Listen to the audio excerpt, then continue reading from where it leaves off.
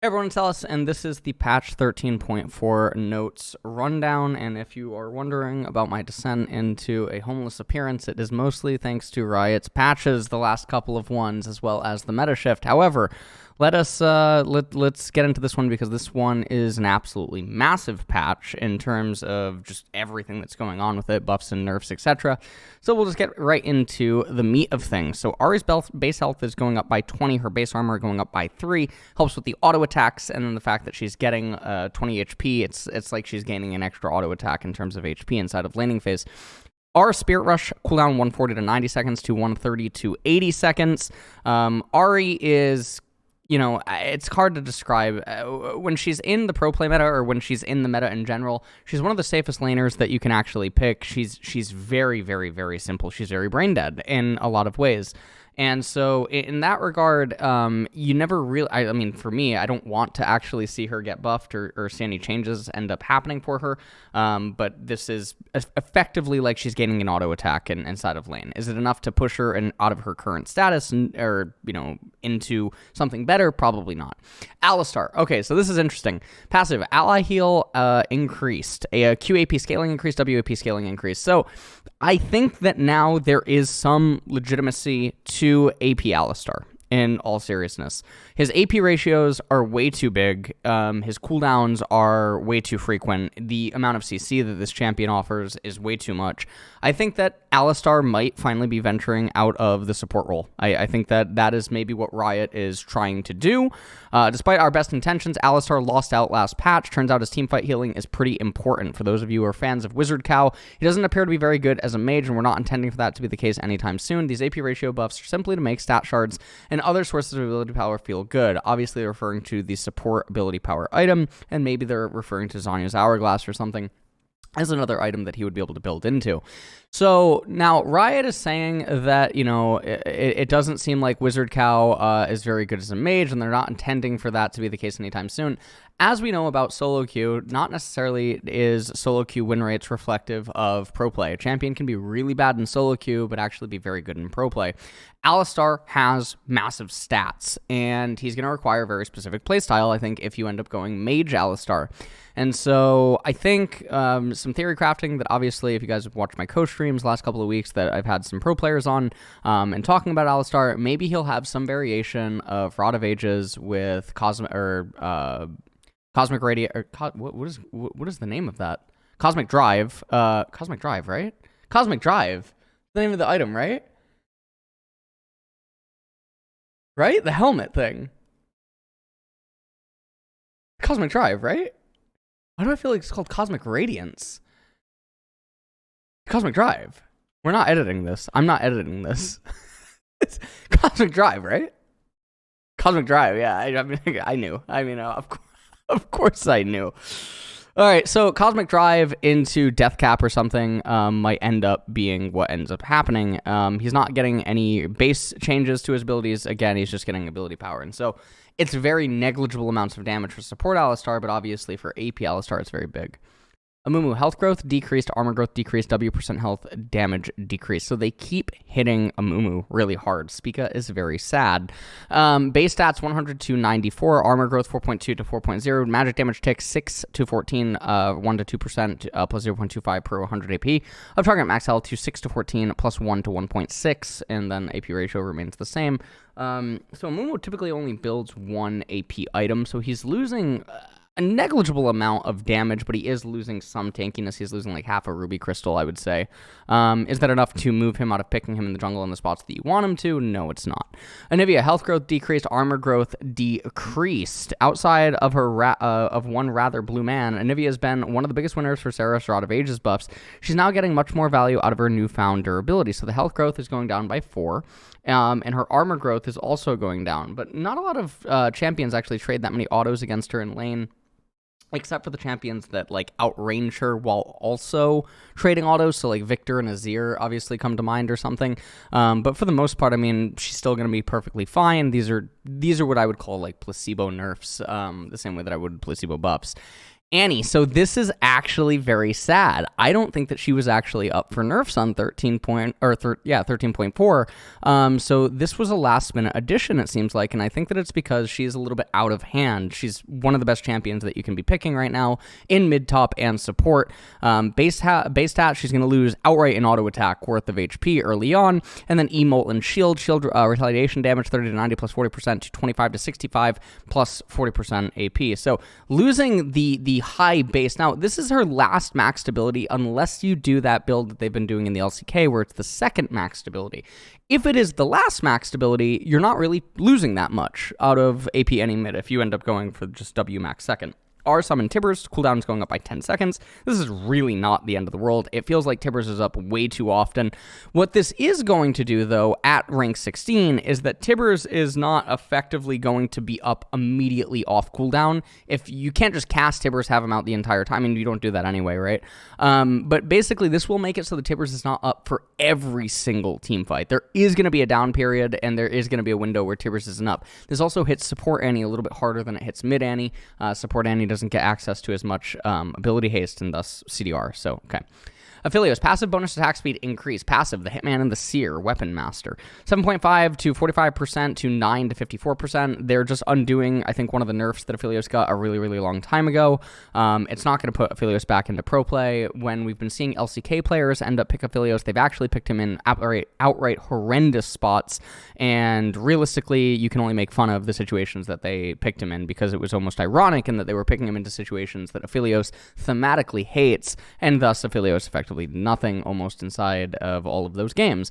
Aphelios is a champion that's only getting picked as of late, mostly because people are bored, and there's another huge marksman change that we're going to talk about later on this patch, and Aphelios is not going to be on the radar. Azir, mana adjusted W soldier recharge time increased, E damage increased, R damage increased. So these are not Azir nerfs, and I think that, let's take a look actually up here. It says that they're nerfing Azir. Azir's not getting nerfed with these changes, so this is actually really funny. So Azir, mana adjusted W soldier recharge time increased. Now remember that they were nerfing Annie when Annie got buffed, if you guys remember that. So Azir is a meta staple right now in pro play. The base mana is going down by 100, mana growth 21 to 36. So he's obviously recuperating that as he keeps gaining levels. So even inside of laning phase, he gets to level 5 or something inside of laning before doing a recall. And this nerf is actually not as big as it appears. Pro players are going to be easily able to manage the new mana change. W Arise soldier recharge time 9 to 6 seconds to 10 to 6. E shifting sands 60 to 180 plus 40% AP to 60 to 220 plus 55% ability power. So the base damage on his E is massively going up, and then it's getting 15% ability power. Our Emperor's Divide. Magic damage 175 to 475 plus 60% to 200 to 600 plus 75%. And it does not make sense because obviously you see how many times Azir hits multi-man shuffles. This is a lot of extra added base damage into his kit. His W is ultimately the same exact cooldown later on. Nothing is happening. Azir's actually getting buffed. They're just nerfing his early game, but that's not actually a nerf. That's a buff overall because his early game is already very oppressive and it's very difficult for him to lose early anyway. Cho'Gath, armor growth increased, Q mana cost decreased, base damage increased, W mana cost decreased. I'm going to have a lot of fun playing AP Cho'Gath. Base stats, armor growth is going to be up by 0.3, so he's going to have a little bit of extra durability in laning phase because he does suffer a lot of auto attacks, whether it be top lane or mid lane or ADC. Q ruptures, mana cost 60 to 50. This is huge. You probably end up casting like 12 ruptures in a laning phase, so he's basically getting 2 ruptures for free now. Back in laning. Magic damage 80 to 300 plus 100% AP to 80 to 320. And so if you play AP Cho'Gath, this is actually his first max stability. And one of the things that's really cool now is I believe that you do not need that extra amp tome in order to one-shot the back wave at level 7 anymore. I think that you're just able to do it now with a Lost Chapter and a Dark Seal, but I don't exactly know the math off the top of my head at the time of doing this rundown. Feral Scream, W 70 to 110, 70 to 90. This is nothing for tank Cho'Gath, but it is a huge thing for AP Cho'Gath because W is his second maxed ability. Also Jungle Cho, but I don't think anyone plays Jungle Cho. It's actually his first maxed ability inside of the jungle because of the increased duration on the silence. So 70 to 110, 70 to 90. It is nice. Again, it helps him out a little bit with mana. He's just going to have access to a lot more mana is the way that this is going.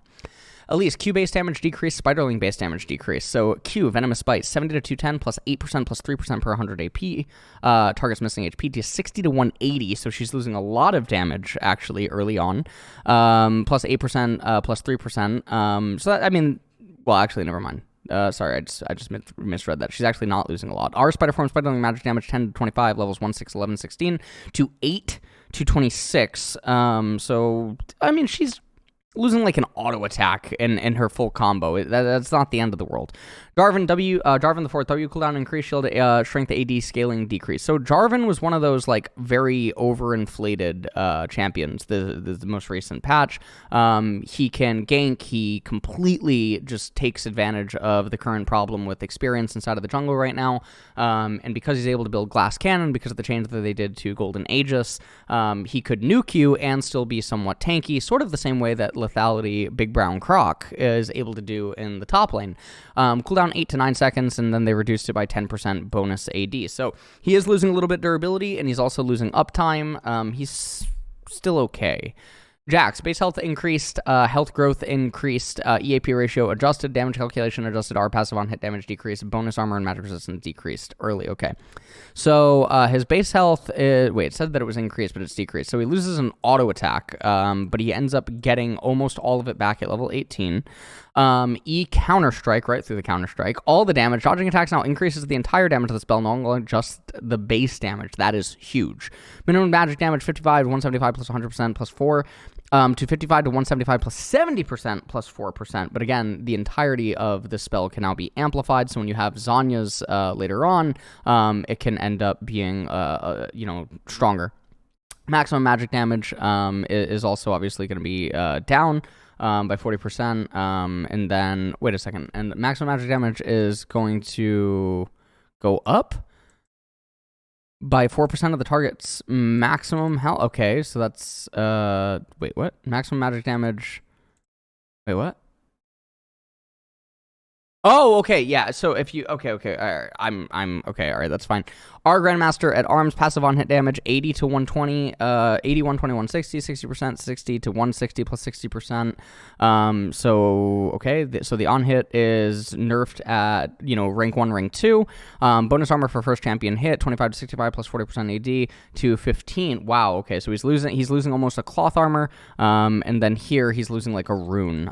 So again, not the end of the world, but Jax is able to be bullied a lot better early, which is going to help with, the blind picks that people are doing with Jax.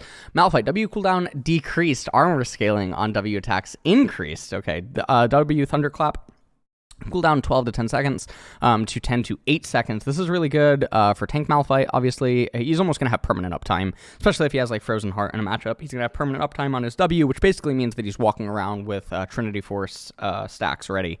I mean, that's the way to look at it because he just has so much armor.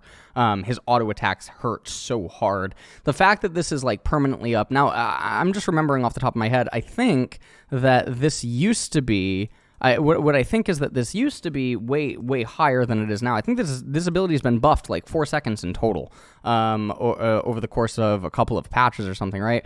Empowered attacks, physical damage 30 to 90 plus 20% plus 10% armor to 30 to 90 plus 20% AP, 15% armor, so 5% armor. And then the cone physical damage is also going up by 5% armor. It's just really insane. Malphite's gotten a lot of buffs. He's truly going back to feeling like the true anti-AD champion. Tank that's not Ramus. Maokai, Q damage increased, E cooldown increased, base damage decreased, AP ratio. So they're nerfing AP nuker Maokai. Now, Wise Mystical Tree, for people that have watched competitive, know that Maokai can totally 1v9 a game when he gets to Demonic Leandries. So when he gets to Demonic Leandries, his ability haste is just so high. He throws out saplings everywhere. He has Teemo's ultimate as a superior ability on his E. It doesn't make any sense. And the other thing is that you can't sweep them. You can't just defuse them. You can't pink ward them or something like that. You actually have to disarm them, which is really annoying because it absorbs a lot of your time. And if you end up misstepping, then you take a huge chunk of damage. So it is really good. The cooldown's going up by obviously 4 seconds. Is it enough to take out AP Maokai entirely? No, I don't think so. I think that he'll still be picked in some spots. I think that pros are going to overreact and never do it ever again. But he will still go Demonic Embrace. I just think that the Leandri's variation is not going to be as popular. Orianna, base armor increased, W mana cost decreased. Base armor 17 to 20. W command dissonance 70 to 90 to 60 to 80. So the mana cost, again, she's getting a lot more mana. These are not her problems in mid lane. This is not what's preventing Orianna from getting picked. However, this is a placebo buff. It's reminding pro players that Orianna exists. She is currently pickable. She is really good with a lot of junglers right now. She's just not being picked. So hopefully, with a little bit more placebo buffs, Orianna will return to the mid lane. Maybe this is finally going to be the one that does it, even though, again, W is an ability that you max second, and so, I mean, you do get 10 extra mana out the gate, but it doesn't really matter. Riven, passive bonus AD scaling adjusted. Now deals 50% of bonus damage to towers. Stack resource added. Okay, passive, Runic Blade. 36% levels 1 to 18. Total AD 30 to 60%. Levels 1 to 18. Now scales linearly, gaining 1.75 bonus AD per level. Okay. Timber, Runic Blade bonus damage is now applied to turrets, but only deals 50% of the increased damage. This is very negligible. I mean, split pushers don't really exist anyway. You're not picking Riven to split push. Samira, passive early movement speed reduced. Our lifesteal effectiveness reduced. Samira is not a champion that's really getting picked that much anyway, even with the changes in 13.3, 13.1b, 13.4. She's not going to get picked, and now they're nerfing her. It's just very bizarre. I don't understand. All right, welcome, everyone, to the new Queen of 80 Carries. This is what my prediction is going to be on 13.4, and no, hopefully it is not Lucian, Nami, and, Zeri Lulu. Okay, so base stats, attack ratio, attack speed per 100% bonus attack speed, 0.3 to 0.40, are Dawning Shadow. Physical damage, 250 to 500, 100% bonus AD, 70% AP to 250 to 550, so it's just getting flat. Base damage is added, 15% bonus AD, getting added to Dawning Shadow, and then the cooldown on it is going down massively. So Senna right now, I think with a lot of her combos, is totally broken, and I think that people have just forgotten about that. Senna hopefully is reminded now to pro players that, she does exist, etc. I think that we're going to see a lot of Senna combos. I think that Senna Cho'Gath is going to be absolutely insane. I think Senna Karthus is another one. Senna Sona is definitely another one that is really good in certain situations. Senna Seraphine doesn't really need an introduction, etc. I think that Senna should already be very well positioned to come back. We'll see if it actually ends up happening. Thresh. Q damage increased. Cooldown decreased late. W cooldown adjusted. Shield strength decreased. E damage increased. Death sentence. So they've made it so that Thresh deals a lot more damage. Not only are they adding base damage to his Q, they're also giving him 10% AP, which works with his souls. Cooldown 19 to 11 seconds to 19 to 9 seconds. Landing death sentence still reduces cooldown by 3 seconds. So the chaining of abilities now for Thresh way later on in the game is going to be a lot scarier. W Dark Passage cooldown 22 to 16 to 21 to 17, so it's up more early, and then it's up less later on, but it doesn't matter because W is Thresh's last maxed ability, and you never actually get to a point where you start putting points in W in a competitive match. Base shield strength is also down, but again, it's his last maxed ability, so it's not actually down because you don't actually get additional, you don't get to put additional points into W in competitive matches. E Flay, 75 to 215 plus 60% AP to 75 to 235 plus 70% AP. So again, just getting more damage added into his kit, and just having, higher execute ranges inside of laning phase, really good against enchanters. Udyr, the king of the jungle. Health growth decreased, base armor decreased, Q on hit damage decreased, R increased, slow decreased, okay? So the health is going down by half a ruby crystal. He's also gaining less durability inside of the jungle. Q, wild and claw. Bonus on hit physical damage, 5 to 35 plus 30% bonus AD to 5 to 35 plus 25% bonus AD. R, wingborne storm, increased slow 25 to 40% to 20 to 35%. This is all totally fine. Udyr is still going to be Udyr. Veigar, Q range increased, W range increased. So Baleful Strike up by 100, W Dark Matter 900 to 950. This is an elite level change. Only really high level Veigar players are going to be able to utilize this change and make really good use out of it. And so in that regard, I think, I think it's really good. I think that Riot should do more of this. Viego, Q passive damage can now critically strike. RAD scaling increase. So if you guys look at the way that Viego is currently built in competitive, he actually doesn't get crit. No one's really building shield bow on him. Sometimes people build Kraken Slayer if they get really far ahead, and that's the only way that this buff actually matters. So, let that, be what it will. Don't gaze into the jungle. Azakana's gaze is now capped at 40 damage per second against monsters. There's a really big nerf to Amumu, who just lost a lot of value, and also another really big nerf to Maokai, whose clear speed dramatically increases when he ends up getting this item. And then I can't think of like other junglers off the top of my head that build this item first. I guess Lilia would be another one, but I think that her clear speed, her clear speed definitely does increase when it does get this, but not the end of the world. Doran Shield, base health regeneration, 6 health per 5 seconds to 4 health per 5 seconds. This is actually pretty massive for a lot of mid lane and top lane matchups. I'm surprised that range top laners, Drew2 is probably extremely excited right now. Range top laners are not getting looked at immediately because Doran Shield losing this much value early on is actually going to be a pretty big deal. Support item adjustments, base health regeneration 25 to 50%, 50 to 75% on Targons, Spectral Sickle charge generation time 10 to 12 seconds, Howering Crescent 10 to 12 seconds, Spell Thief's Edge 50 to 25 seconds, charge time 10 to 25, Frostwing, etc. So one of the things that I will mention is that for roaming top laners, so we're looking at Janna, we're looking at Twitch, we're looking at Bard, for those champions that roam from top lane, this is not a nerf. For the roaming support Twitch, AP Twitch, this is also really not a nerf because he's not immediately proccing the charge every single time that it's up. Normally he stockpiles 3 of them, and then he gets it. What this is a nerf to is it's a nerf to enchanters playing against melee supports in lane that can literally almost proc it off cooldown, and it's a nerf to one-sided matchups where one side completes it almost 50% faster than the other side. And now, obviously, Bruiser supports have more durability. Magical Footwear will now only sell for 30% of the value of boots, 90 gold. Normal boots and Tier 2 boots sell value is unchanged. This is only a nerf to... this is only really a nerf to, like, Lucian. Sometimes it's a nerf to, like, Draven. Sometimes it's a nerf to MF. Sometimes Varus. And then, obviously, Yuumi was the main user of this. Treasure Hunter is one of the grossest runes in terms of, like, people that unironically take it when just Relentless Hunter is generally better. But there are some champions that don't really have a better rune. Obviously, Callista. So it's a nerf to Callista. There's really no way about it. It's just a nerf to Callista.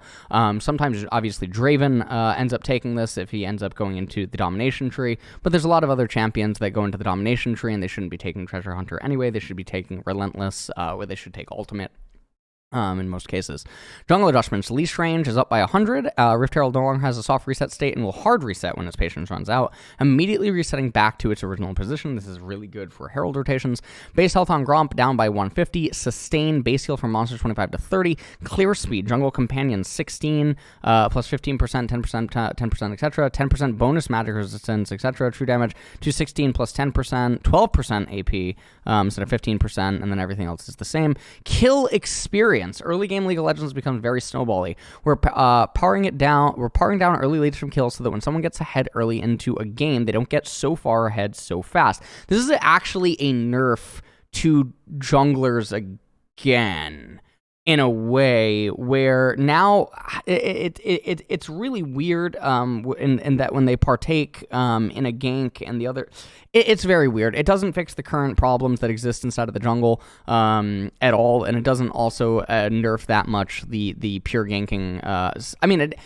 It does nerf the pure ganking style a little bit, but it's a little bit strange in that they're not actually coming down a little bit harder. Level 5, losing 130. Now, for people that are not aware, at level 5 you need 680 experience to get an entire level. So they're slicing you down by about 1/5 of what you would need to get a level.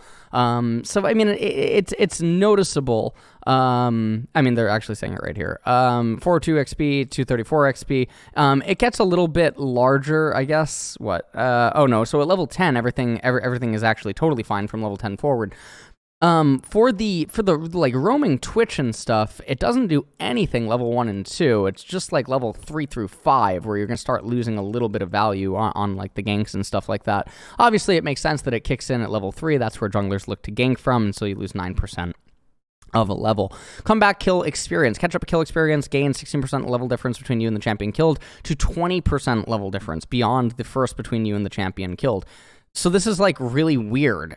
Kills could swing players into priority with opponents who are substantially ahead from other actions. Comeback actions are built to get you within a fighting chance of the opponent, but the comeback system on kills brought you up to their level. This shouldn't be a major shift to leveling in league, but it could mean level leads are a little bit stickier. Okay. Catch up experience 16% per level different. I don't understand. Beyond the first. Doesn't this make you catch up fat? Wait, am I misunderstanding something? I don't think so. ARAM balance, okay. Clash, Buildwater, Weekend 1 registration begins at March 6th at 11 a.m. Okay, Weekend 1 tournament day registration, and then Weekend 2, okay. So finally, this is Clash returning. So now the Clash patron tier list will officially be updated, rather than just like being a current mirror of like solo queue performance right now, now that Clash is officially returning, and this is obviously because of the Riot system attack that they ended up having. Introducing Party Chat. Party Chat is a new chat channel that allows you to chat with just your pre-made party members. Chat channels indicate who will see the messages you send. Oh wow, this is actually really cool. That we're having party chat. Do not say add voice chat in the comments because we're never getting voice chat, and that's fine. Behavioral system /mute self will prevent you from using text chat as a way to notify other players you have muted yourself. You can undo this by using /mute self again. /mute self will prevent you from using text chat as well as notify. Wow, so we no longer have to write derogatory, inflammatory words in order to let other people know that you're upset with them. Amazing, especially after having conveniently already muted other people, and so you've reduced the effectiveness of like the amount of people that would see the message anyway. Deafen will prevent you from using text chat and prevent yourself from seeing chat from other players, as well as notify other players you have muted yourself. You can. These are really good systems. You know that I think this is good. I think this is actually good because it probably just makes the people flaming you and stuff shut up sooner and just resume playing. But yeah, I mean, I think it's good. Competitive rank progression at the beginning of the season starts out strong. Okay, LP win and loss amount when your visible rank approximately maxes your MMR 15 to 22. All gain and loss values are increased across the board. A duo in match has more advantage over the solo players in their match than they should right now, so we're making a change which will result in them being put in games with higher skilled players on both sides. We'll continue to monitor and may nudge this value over the next few patches.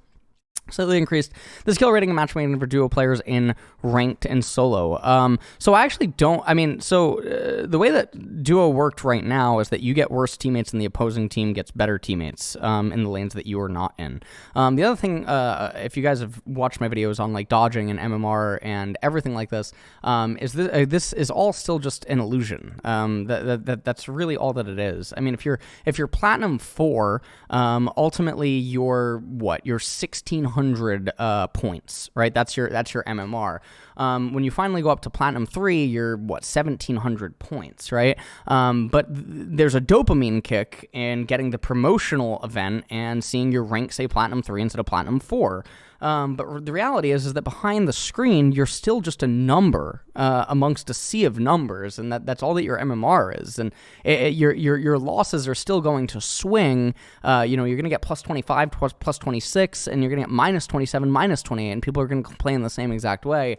I think this is just a way of appeasing the people that don't realize this. Mythic shop rotation, bug fixes, etc. And now, finally, the most important part of the patch rundown, the skins. All right, so this is Fizz and Kennen, apparently. So, I mean, it's a very cute skin. It doesn't look like there's any, like, hidden stuff, obviously, inside of the skin or anything. The in-game icons, or the in-game portraits of it all looks really amazing. This is really weird. The heart rate monitor seems to be on the right side of the chest. I think it's totally fine. We move on here, and this is Ivern, and I'm not really sure exactly the squirrel that he's holding, but obviously Astronaut Ivern, probably one of the coolest skins that Ivern is ever going to get. I like that he's smiling. I think this is a really, really, really cool skin. And then for the final skin, this is what, Astronaut Singed or something, right? I think is what this ends up actually being. This is Astronaut Singed. And then there's actually Astronaut Xerath. So this one is really cool. I don't understand exactly why he's wearing a spacesuit when evidently his body can exist in space without the need for a spacesuit. But I think it's totally fine. The skins all look amazing in game. And overall, I think the patch is interesting. So let's recap on the patch really quickly. So the Senna is a placebo buff, which hopefully reminds pros that it does exist. Now, did Riot do anything to address the current problems that exist inside of the jungle as well as bot lane with the endless rotation of ADCs and junglers that we are seeing in competitive? And the answer to that is no, they did not. And so 13.4 by my standard is a failure of a patch despite the size of it. I do think that the Senna placebo and the Orianna placebo is really good. I think the buffs for Malphite and Cho'Gath are really good, but both of them are hyper-conditional. I think that the Thresh adjustment can be really good against enchanters, but realistically, Riot is not doing well with these patches to address the current problem inside of pro play. If you guys have been watching a lot of the co-streamers, so if you've been watching Cadril, Dominate, Sneaky, Meteos, myself, and a lot of others, you know that we are all losing our minds. I do not think that pro play is enjoyable to watch at all right now. Solo queue, especially if you like watch Korean solo queue or anything like that, is not super enjoyable to watch at all. I'm not sure exactly how the other regions are. And again, if you guys watch the balance talk that I had with the rioters, I do not think that it is a issue with the current balance state of the game, but I do not think that these patches are hitting the mark with what is actually necessary in order to force change, and so I'm not sure what is going to happen. I dread the next couple of weeks, especially because I believe that 13.6 is supposed to be playoffs. And so with only 2 patches remaining, I am not sure what Riot is going to do. I think the amount of Zeri and Lulu and Lucian and Nami picks that are present inside of Pro Play, even on 13.1b, 13.3, etc., is so disgusting that Riot should do what they do to Yumi, and they should just completely kneecap those champions and remove them from Pro Play almost immediately. And say that they don't care about the player base for those champions, because it is getting completely out of hand. That's just how I feel. So anyways, I hope you guys enjoyed the patch rundown, and thank you guys all so much. I will see you in the next one.